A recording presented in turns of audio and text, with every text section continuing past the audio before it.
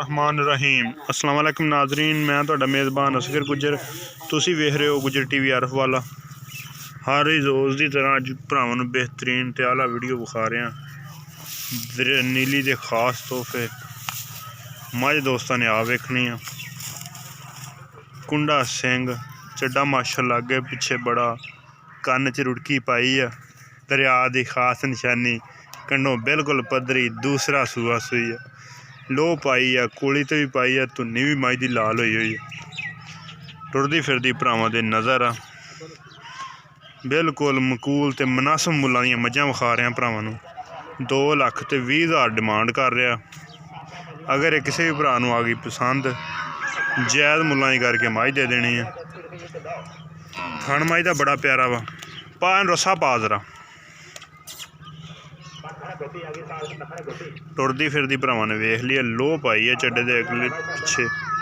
चून दी मझ बिल्कुल बेहतरीन। किन्ना दुद्ध हा इस टाइम मझ कोल? 10 किलो दुद्ध माशाअल्लाह झोटी कोई चंगा वा। सिर बड़ा सोहना वा।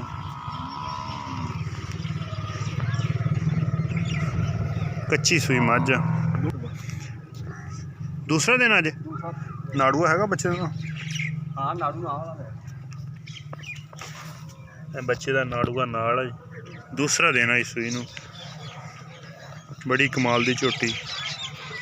कोली भी दोस्तों नज़र आ रही है, लेकिन ये लो पाई हुई है, छड़ जाएगी। अखां तो सफेद, मत्था बोला, सिंह कुंडा। क्वालिटी वाइज सारी झोटी पूरी। 2,20,000 रुपये डिमांड। नॉर्मल कमी पेशी होएगी, ज़्यादा नहीं। दुध तली इंशाल्लाह नहर बनेगी।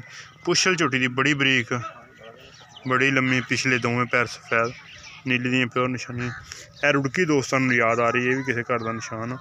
अगली साइड तो बुच पाया, अगे रुड़की बनाई हुई है। ये दरिया दी मझां दी निशानियां होंदियां। उम्मीद करने कि अज दी वीडियो आएगी भरावां नूं पसंद आंदी। लाइक तो शेयर जरूर करना वा। साडे चैनल नूं जरूर सबसक्राइब करना वा।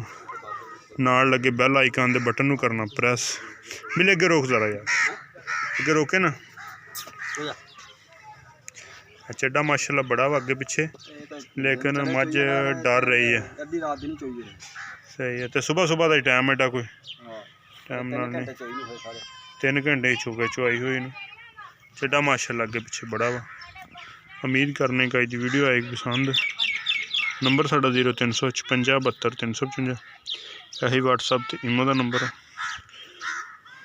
कट्टा ना कट्टा भी माशाअल्लाह खूबसूरत, चंगे झोटे का।